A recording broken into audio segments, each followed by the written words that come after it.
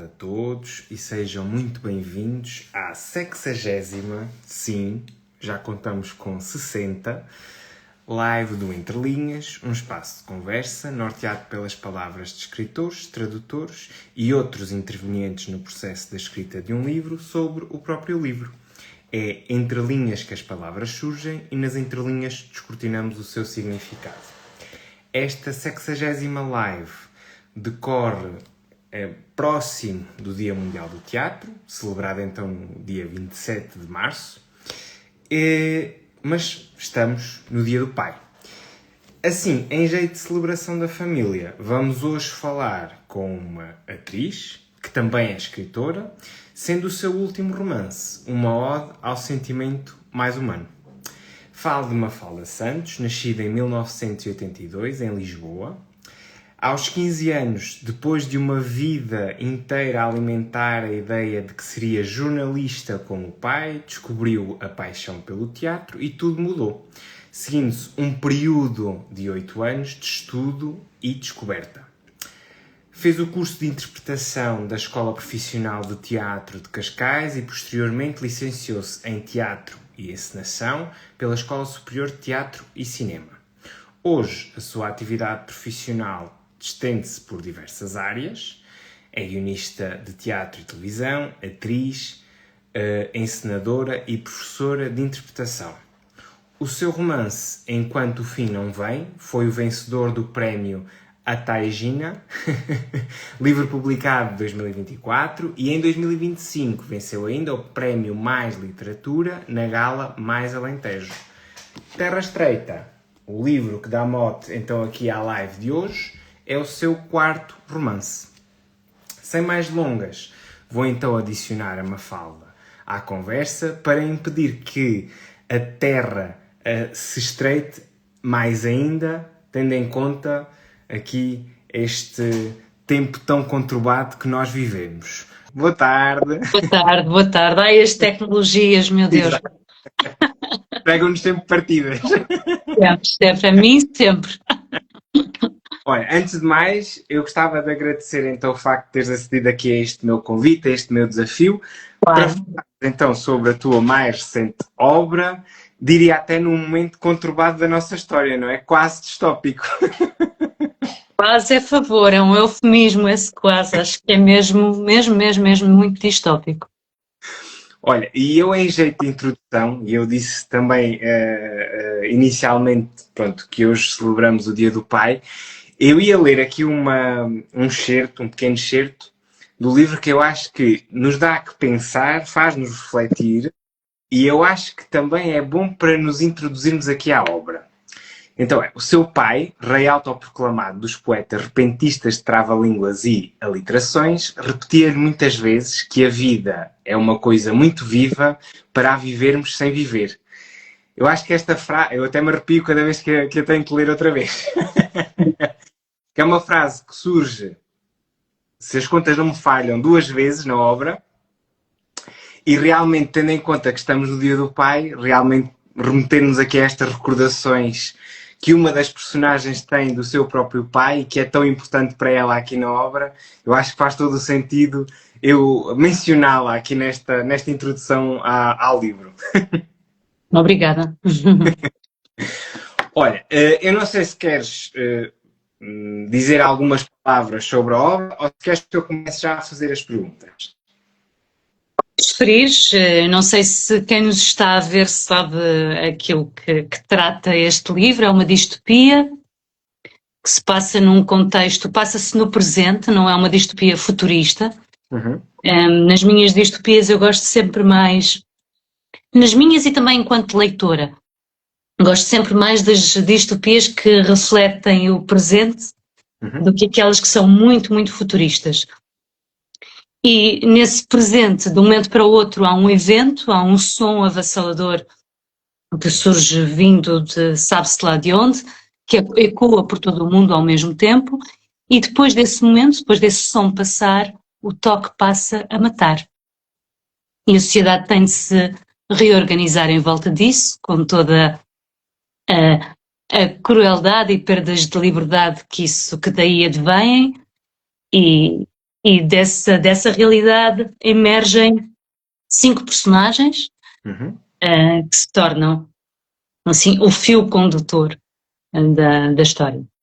Olha, e tendo em conta que o ser humano, apesar de tudo, e com muitas ressalvas nos tempos que correm, não é? O ser humano ainda assim é um ser de relações. Porquê é que tu decidiste abolir o toque? Bom, porque acho que era a pior coisa que nos podia acontecer e acho que estamos num momento em que precisamos de ser abanados. Precisamos aqui de um abanão, porque estamos de dia para dia num retrocesso social, civilizacional, político, de pensamento, que eu não percebo muito bem como é que está a acontecer, mas tem sido galopante. E quando a realidade parece insuficiente, quando as notícias e tudo aquilo que nos rodeia parece insuficiente para nos despertar para o mal que podemos estar prestes a atingir e a ter nas nossas vidas, talvez a ficção possa ter esse papel e conseguir aquilo que a realidade já não consegue, já deixou de conseguir. É como a personagens mencionou aqui em parte do livro, não é? Às vezes a realidade consegue ultrapassar a própria ficção, não é? Sim, quase sempre. Olha, Especialmente quando na parte da crueldade, na crueldade a imaginação do real supera sempre a ficção. E aqui as personagens também a determinada altura, e se calhar também isso corrobora esta ideia, dizem que apesar de nós ainda, atualmente, não é? Tirando aqui a questão do livro, ainda não temos perdido o toque, já não tocamos, não é? Com aquela sensibilidade com que deveríamos tocar, não é? Sim. E duas vertentes diferentes. Por um lado, estamos todos mais distantes fisicamente, não é? As tecnologias impõem-nos isso. Eu tenho um filho adolescente e apesar de ser um miúdo muito ativo e em atividades, eu vejo que a forma dele brincar e de estar com os colegas, com os amigos, é muito diferente daquela que eu tinha em jovem.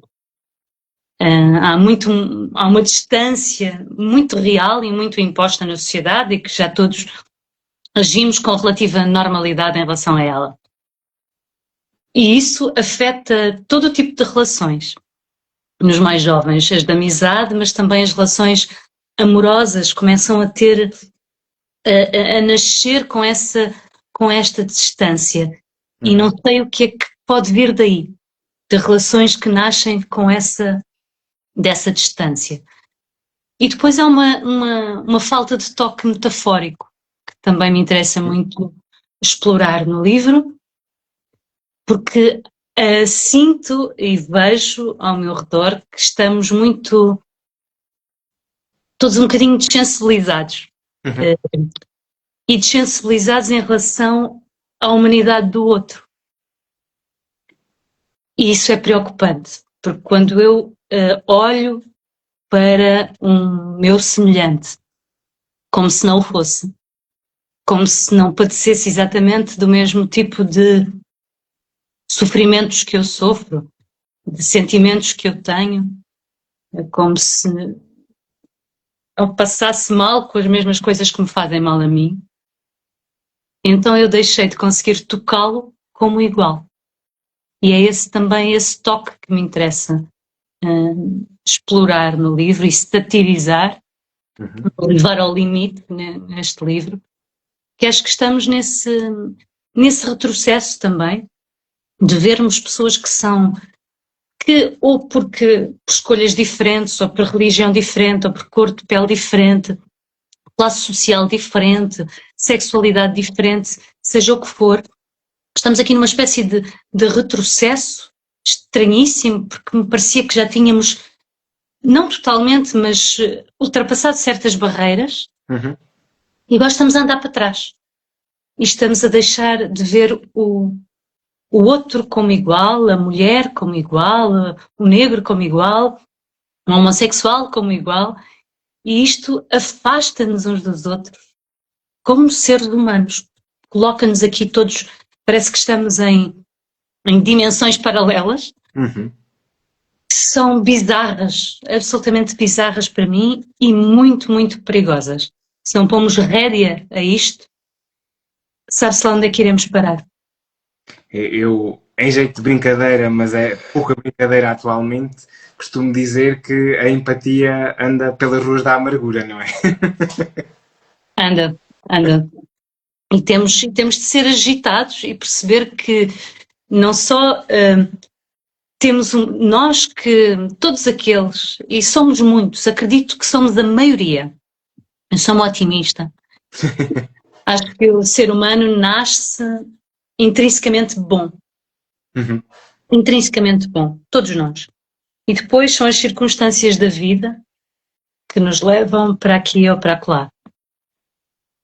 Mas aqueles que estão despertos para esta realidade da falta de empatia, temos todos a obrigação de aplicá-la Uhum.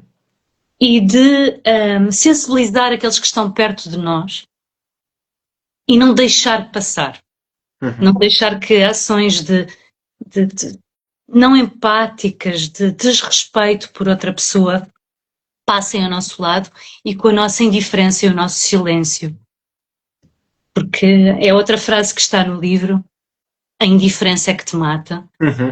E quando somos indiferentes ao outro, quando, como não é connosco, viramos a cara e deixamos de acontecer, a barbárie está em cima da mesa, está em andamento e a culpa é nossa também.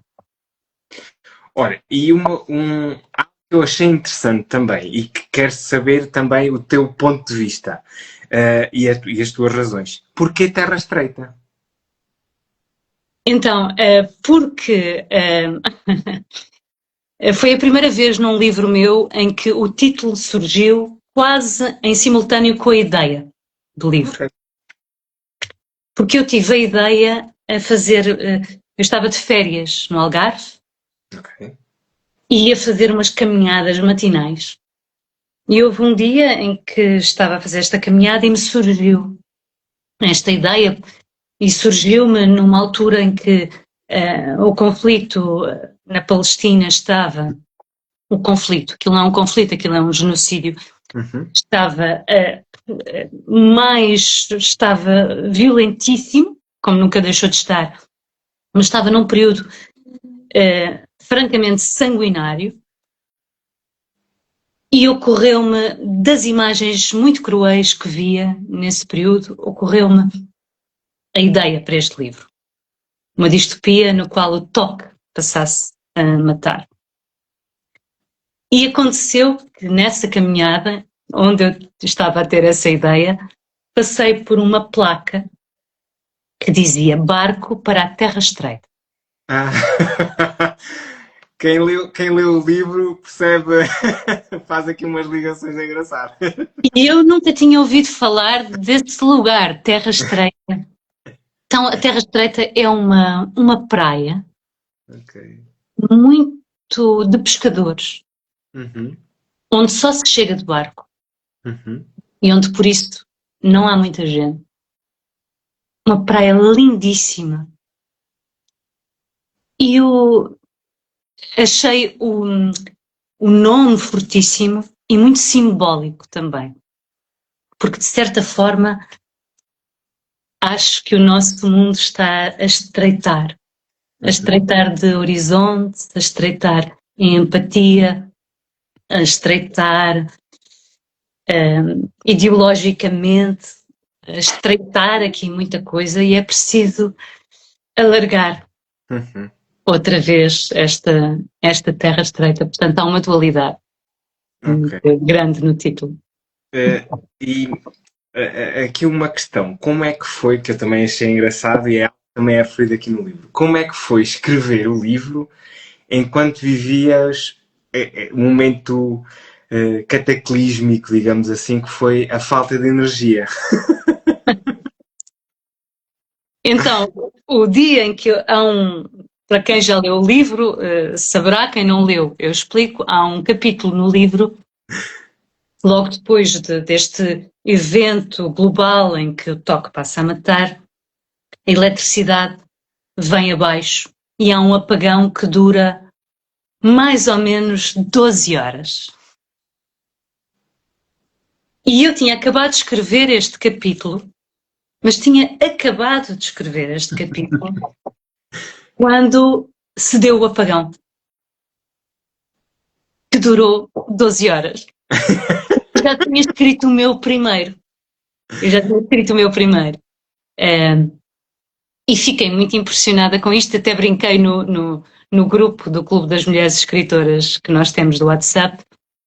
Brinquei, meninas, vocês não imaginam o que é que acabou de acontecer. Eu acabei de escrever um capítulo em que acontece isto assim, assim, e elas disseram-me, olha, pelo simples não escrevas mais nada hoje, ok?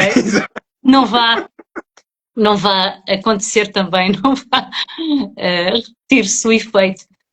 É só uma curiosidade, é uma coincidência e eu achei por bem colocar essa nota no capítulo. Mais uma vez, a realidade quase, não é? Se confunde aqui com a ficção, não é? É uma coincidência. Todas as coincidências do livro fossem como tão inofensivas quanto essa. Pois, exato. Olha, e outra questão que eu também achei engraçada e caricata. Qual a razão para esta nota prévia? Então, eu, quando escrevo, eu não estruturo a minha escrita, eu vou escrevendo e as ideias vão-me surgindo, mas tenho um grande cuidado com o rendilhar das palavras. Eu leio em voz alta, vejo se me soa bem, se é musical, se tem o ritmo certo, e para isso procuro muito conscientemente e faço esse trabalho de não repetir muito as palavras. Mas há certas palavras que é inevitável repetir. E quando, a certa altura, no fim do livro, quis perceber quantas vezes é que dizia certas palavras que são chave no livro. E depois fui ver outra e pensei, se calhar está aqui qualquer coisa. Este reflexo, esta minha necessidade de ter vindo à procura destas palavras, e estas e não outras, não foi por acaso. São palavras muito importantes no decurso do livro, ainda que umas sejam ditas muitas vezes e outras apenas 3 ou 4. Mas são todas palavras importantes. E no fim, no fundo, o que é que são as histórias? As histórias são palavras e são a palavra que nos fica depois de ouvirmos essa história. Espremida uma história, a palavra é que nos fica. E foi esse desafio, essa pergunta que também quis fazer aos leitores. Meus amigos, espremida esta história, depois destas palavras todas espremidas, palavra é que vos sai. Palavra é que fica. E tem sido interessante porque tenho tido vários leitores a escreverem. Eu, aliás, faço esse desafio no fim do livro, até deixo o meu e-mail pessoal para que os leitores possam fazer isso como lhes aprouver. E as pessoas têm respondido a esse desafio. Algumas têm-me respondido com a palavra que lhes ecoa desse apertar de palavras que fica do fim do livro. Ok. Eu, por acaso, acho que em termos de... Agora falando aqui um bocadinho até do design da capa, acho que, tendo em conta a capa, eu acho que depois, em termos da palavra, a palavra depois até surge fácil, não é? Mas isso sou eu, isso é a minha interpretação, não é? Aqui outra questão, até porque já falámos que isto era uma distopia. As distopias normalmente suscitam aqui o interesse dos leitores. E eu, enquanto estava a ler o teu livro, eu lembrei-me muitas e muitas vezes, não foi só uma, foram várias, se calhar já te disseram isso, eu lembrei-me do ensaio sobre a cegueira do Norte Nobel. Até pela questão... Desculpa. Já me disseram, já me Ah, disseram. até por esta questão de trabalhar os sentidos, não é? E aqui não é só a questão do toque, depois temos também a questão da audição, não é? Que também tem aqui um componente importante. A minha pergunta é, em tempos tão conturbados como os atuais, as distopias ganham outra importância? Sim, lá está, porque é como te dizia, as distopias colocam uma. Eu gosto sempre de usar esta figura de estilo. Colocam uma lupa Uhum. em cima da realidade. Uma lupa que aumenta muito em exagero aqui a realidade. O problema com aquilo que estamos a viver neste momento, em que já é tão extrema a realidade, que a lupa, mesmo aumentando, já não aumenta tanto como nas distopias do passado. Ainda assim, acho que têm a capacidade de pôr os leitores a refletir naquilo que os rodeia, de uma forma que, se calhar, um noticiário já não é capaz. Uhum. Mas eu não me quero substituir, a literatura não tem essa pretensão de substituir as notícias. Uhum. Mas pode, de uma outra forma, através da arte, através da beleza das palavras, despertar qualquer coisa, despertar uma vontade de saber mais, de estar mais atento a certas realidades, de estar mais sensível a certos problemas. Acho que aí sim que a literatura pode ter um papel de despertar. E talvez desse despertar venha tudo o resto, venha um despertar depois humano para a realidade que nos rodeia. Ainda bem que falaste aí nessa questão da arte, porque também era aqui uma pergunta que eu tinha. Aqui e ali, ao longo do livro, há intermissões de arte, também, sobretudo até de música. E a minha pergunta, e pelo aquilo que eu percebi, irás concordar, muito provavelmente, é: a arte realmente salva? Bom, a arte sem dúvida é o que nos salva sempre, é aquilo que nos diferencia dos animais, é a arte. É a única coisa que os animais não conseguem fazer, Uhum. é criar. Nós somos seres criadores, Uhum. os animais não são. E nós levamos essa criação além de todas as fronteiras do universo. Nós somos seres extraordinários para o bem e para o mal, e a arte salva. Basta ver-se o que é que acontece cada vez que há uma crise qualquer. Uhum. Quem são os primeiros, para já quem são os primeiros a avançar e a oferecerem os seus serviços, muitas vezes gratuitamente, para ajudar as populações? São os artistas. E depois é também para a arte que as pessoas se viram quando estão nos momentos tanto os momentos mais difíceis, mais duros, procuram a arte para sobreviverem como um balão de oxigênio de sobrevivência. É na música, é no cinema, é na literatura, é na poesia, é na arte, é nas artes plásticas, é a pintar, é a escrever, é o que for. É nas artes que as pessoas se refugiam, seja a praticá-las, seja a consumi-las, para terem esse balão de oxigênio. Portanto, sem arte teria sido muito difícil, olha, sobrevivermos ao Covid. Uhum. Teria sido mesmo muito complicado se não houvesse livros para ler, música para ouvir. Depois também a procuramos quando estamos felizes, nos momentos de grande felicidade. Também lá vamos nós. Precisamos dessa linguagem para expressar aquilo que estamos a sentir. A arte expressa aquilo que as palavras não conseguem dizer, a arte vem e expressa.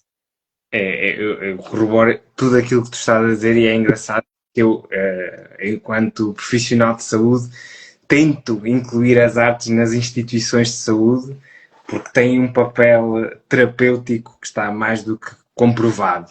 E é engraçado porque eu amanhã vamos ter uma comemoração do Dia da Felicidade na qual a arte está incluída. Portanto, esta questão é uma questão que também a mim me diz muito.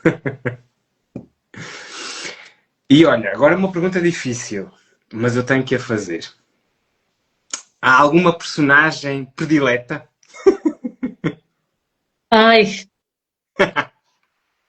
eu fico sempre muito atrapalhada quando me fazem essa pergunta, porque é como se me perguntassem qual é o meu filho predileto. Eu, eu, eu acredito, mas. É esquisito, mas há uma personagem, talvez sim, tenho um fraquinho por uma personagem que é o Leonardo. Ok. O Leonardo é um personagem que não é a mais, ou inicialmente a mais heroica, nem a mais com posições mais coerentes. Uhum. É cheio de pequenos defeitos, mas no entanto vai-se revelar o mais humano de todos. É isso.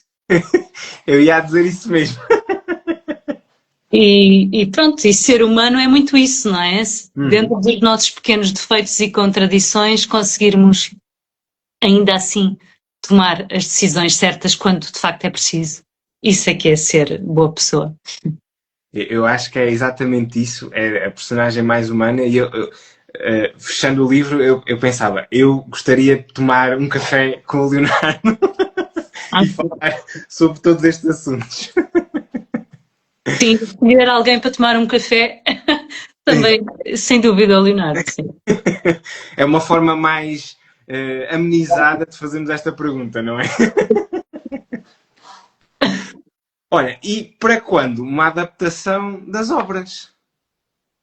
Olha, tens de falar com o ICA ou com alguma produtora, eu estaria mais do que interessada e disponível, como sabes.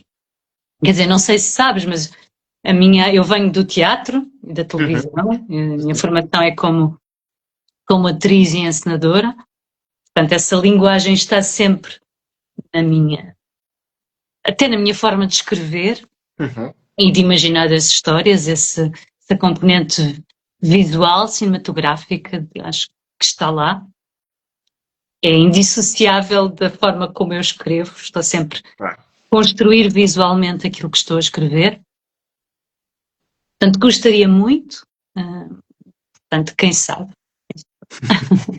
Espero que sim, que aconteça um dia. Ok, eu também. E agora então faço a última pergunta desta primeira parte, no seguimento desta. Quais é que são os projetos para o futuro? Projetos literários para o futuro. Projeto. Então, estou a escrever o próximo livro, Ok. que é um livro de, não avançando grande coisa, mas dando um cheirinho, é um livro de ficção especulativa, Ok. um pouco diferente dos anteriores, mas não saindo não desvirtuando a expectativa que os meus leitores têm quando vêm à procura de um livro meu. Estou muito entusiasmada com ele. Ok. É um livro que me vai dar muito trabalho, porque me estou aqui a atirar para uma zona diferente. Uhum. Mas sim, espero que há de sair em meados ou inícios do ano que vem. Ok. E outros projetos. Vou começar no início do verão a ensaiar um espetáculo que escrevi, do qual ainda não posso falar, e que estreará em setembro. E é isso. Sim, projetos públicos. Sim, senhor. Sim, senhor. Então, agora, já falámos sobre a obra, agora vamos falar sobre a autora. E então, a primeira pergunta é: como é que começou a paixão pelos livros? Então, a paixão pelos livros começou em pequenina. Ok. Tenho a sorte de ter crescido numa casa cheia de livros. Meu pai era jornalista, a minha mãe professora de português. E liam-me muito. Eu acho que ainda nem sabia falar e eles já me liam. E isso, claro, que estimula muito e é um privilégio quem tem a oportunidade e a sorte Uhum. de crescer numa casa assim cheia de livros, como eu, há que agarrá-la. Porque há quem não a tenha e não a tendo, é mais difícil encontrar esse amor tão cedo pelos livros. Os meus pais liam muito, eu via-os a ler, portanto isso, uma coisa puxa a outra, é o natural.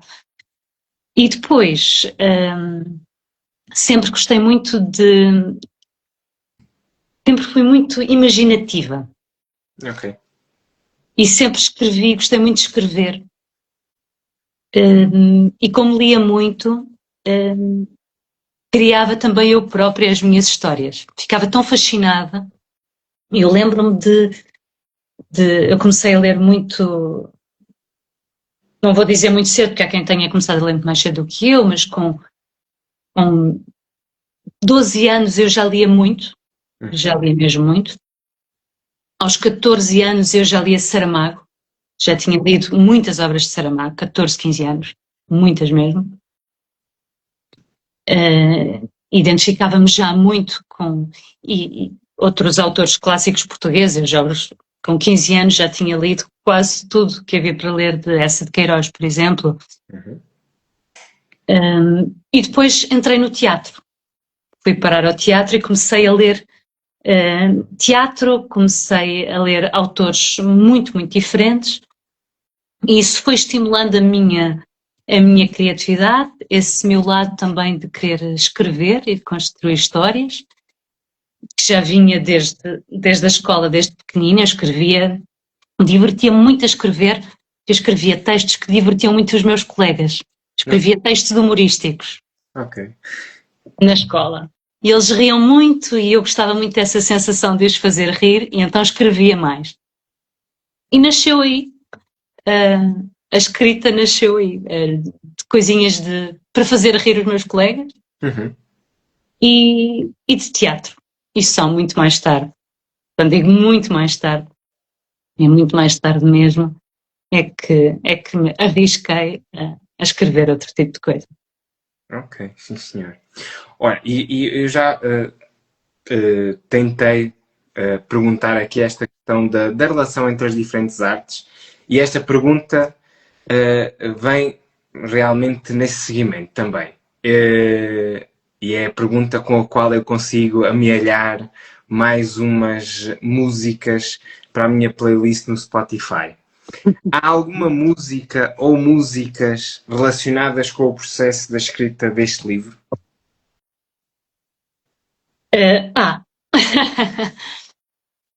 Eu nem sempre escrevo com música, à parte do livro que preciso de silêncio, Uhum.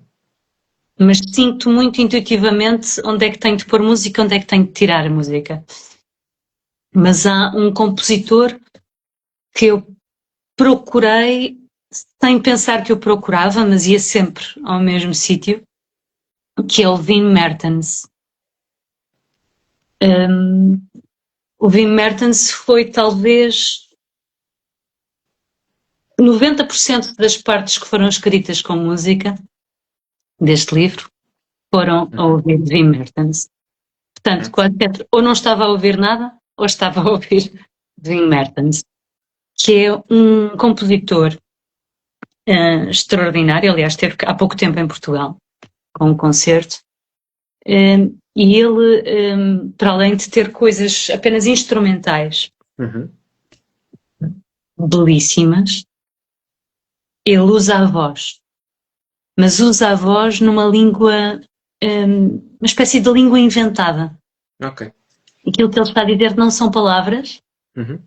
e por isso como o meu cérebro sabe que aquilo não são palavras, são sons que ele está a fazer, eu consigo escrever a ouvir aquilo. Ok. Porque, por norma, eu só consigo escrever com instrumental. Uhum. Normal. Mas como no meu cérebro eu sei que aquilo, a voz dele ali é mais um instrumento, então leva-me aquela música e levou-me para a escrita da Terra Estreita.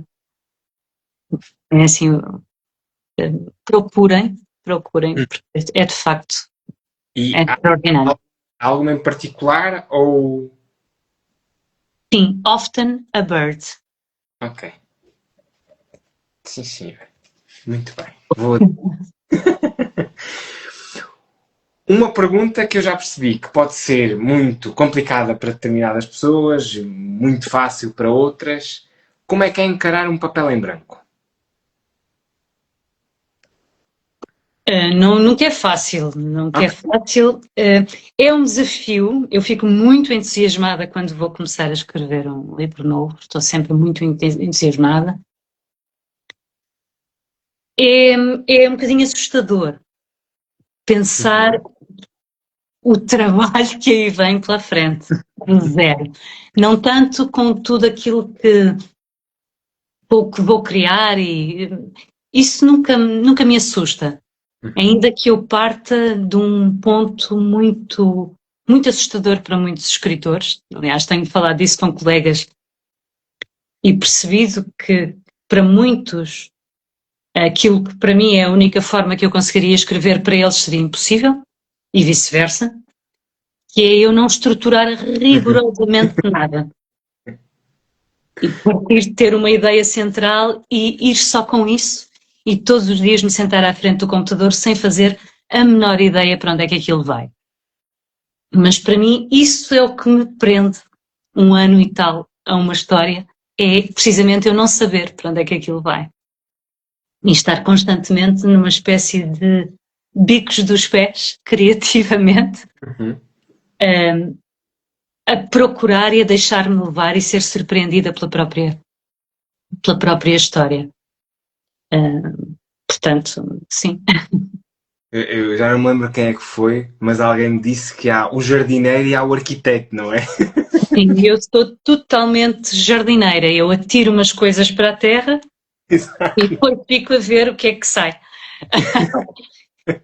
E normalmente saem coisas muito, muito interessantes, às vezes coisas muito que complicam a história, e eu não estava à espera daquele guinar para um lado tão vigoroso e fico ali durante um período sem saber como sair daquela situação onde me fui meter. Mas isso para mim é que é cativante. Isso para mim é que é o desafio da escrita. Eu não seria capaz de ser uma arquiteta, como colegas meus são, e são de forma extraordinária, têm livros que eu sou absoluta fã, mas eu não conseguiria escrever dessa forma, porque acho que me ia aborrecer ao fim de muito pouco tempo. Ok.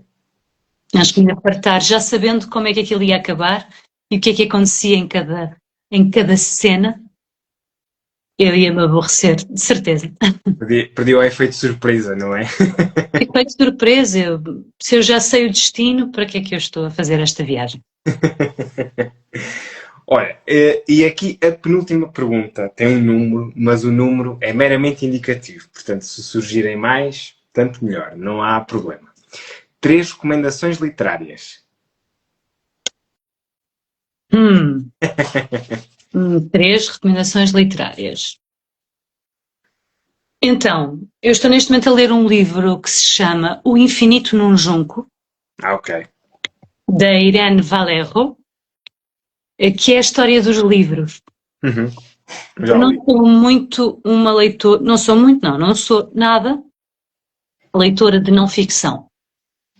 Até tinha um bocado um preconceito, um bocado estúpido, mas era uma dificuldade minha de me relacionar com não ficção.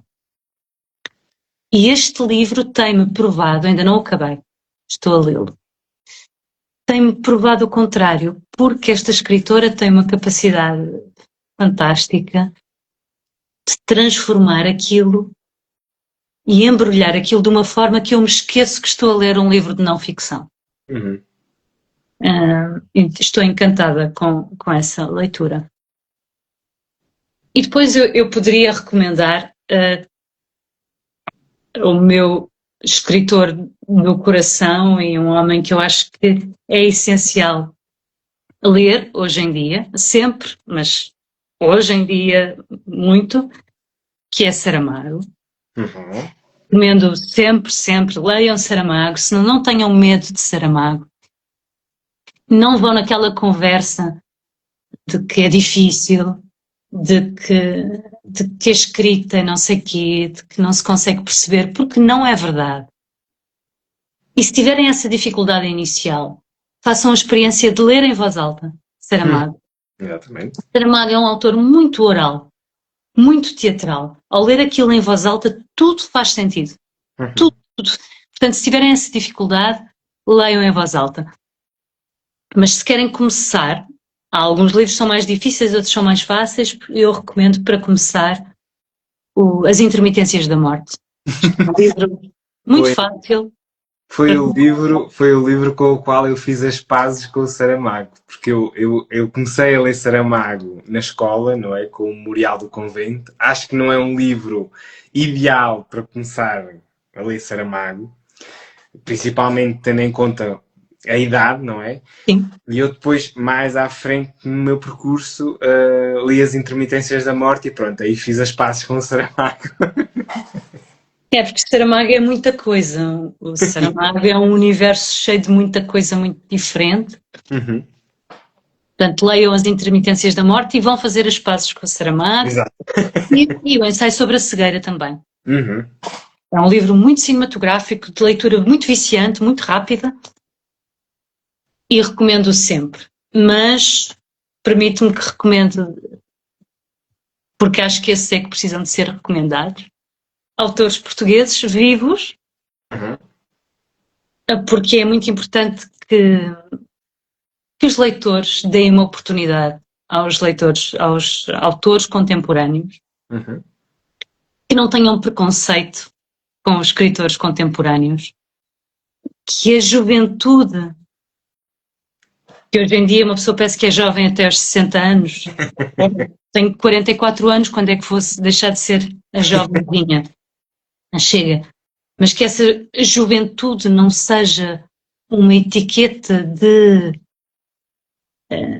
menor qualidade ou de ausência de experiência de vida que nos permita escrever algo que mereça ser lido. Até porque o Saramago e o Eça de Queiroz e os grandes também foram jovens. Exato. Não é? Não nasceram com 80 anos. Exato. Tiveram um percurso e só tiveram esse percurso porque os leitores permitiram que eles chegassem até onde chegaram. Que foram sendo lidos. E nós estamos num país tão pequenino que se os leitores não apostarem, não derem essa oportunidade aos escritores de hoje que estão vivos agora e que escrevem agora, que vivem no mesmo mundo e veem as mesmas coisas que eles vão acabar por desaparecer, porque o mercado é uma máquina devoradora e quem não vende desaparece. Plano. Desaparece. Portanto, neste sentido, quero recomendar Pedro Miguel Ribeiro com a Última Ilusão.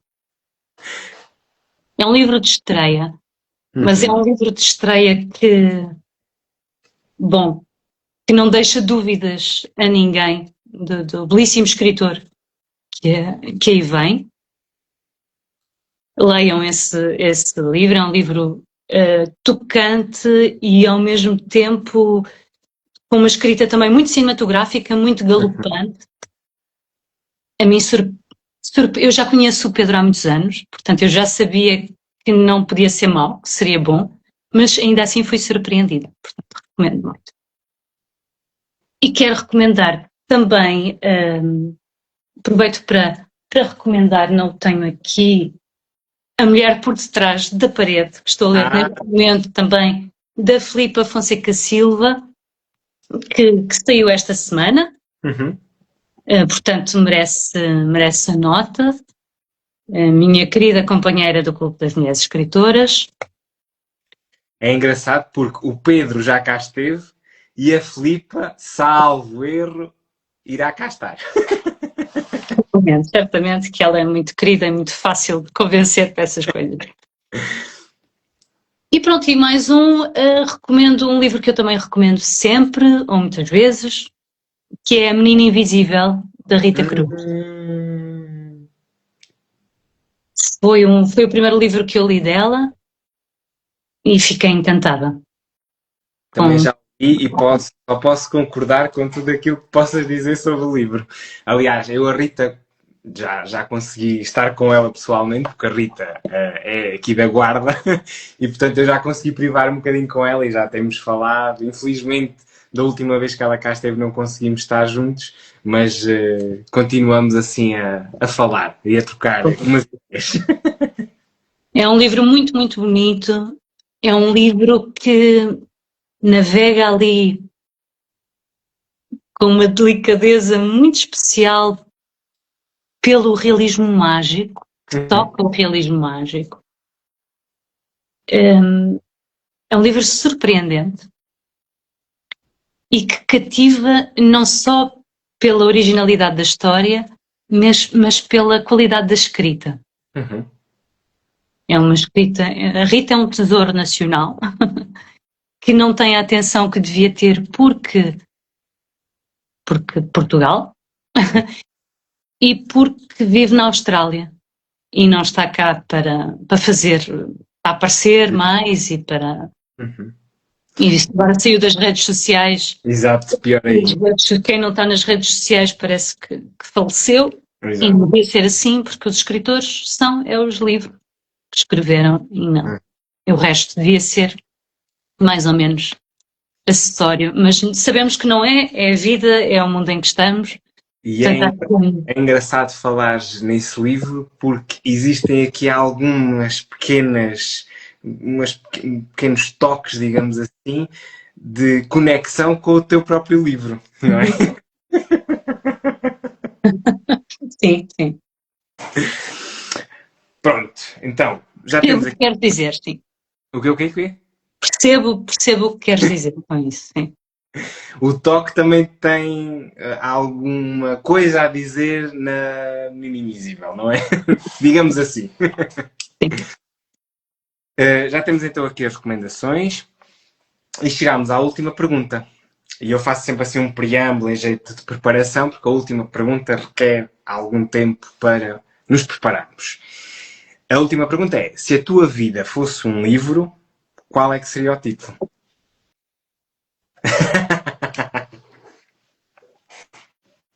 É isto, não se faz.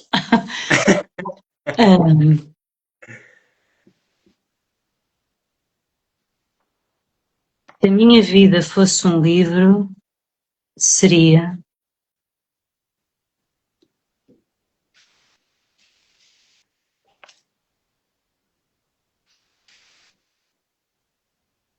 Na Procura de um Mundo Melhor. Ok.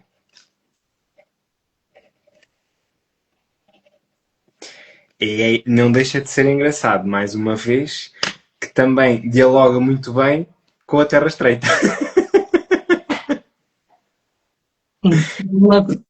Eu prometo não cobrar direitos de autor. Ok, fiquei aqui com a anotação. Terminámos as perguntas, superámos a prova. Fantástico.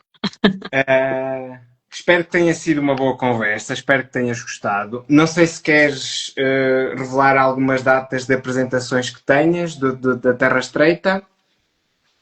Então, vamos lá ver se eu não meto os pés pelas mãos. Olha, dia 21 de abril Ok. vou estar em Valença do Minho. Ok. Vou estar em Valença do Minho, na Biblioteca Municipal, na Feira do Livro. Uhum. Dia 16 de... Eu sou terrível e não tenho aqui as coisas à mão. Vou estar na FNAC da Avenida de Roma. Ok. Dia 9 de maio vou estar na FNAC de Cascais. E mais? Há mais, eu agora é que não me lembro. Mas nas minhas redes sociais vão aparecendo essas datas todas. Eu sou péssima. E eu, quase em jeito de pedida, faço o convite para vires fazer uma apresentação aqui à Guarda, porque as beiras também precisam de dinamizar a cultura e a literatura. Adoraria. Só preciso de um convite e irei com todo o gosto. Ok, sim senhor. Terminamos então. Espero que tenhas gostado desta conversa, espero que tenha sido proveitosa e até uma próxima. Muito obrigada pela Obrigado. oportunidade.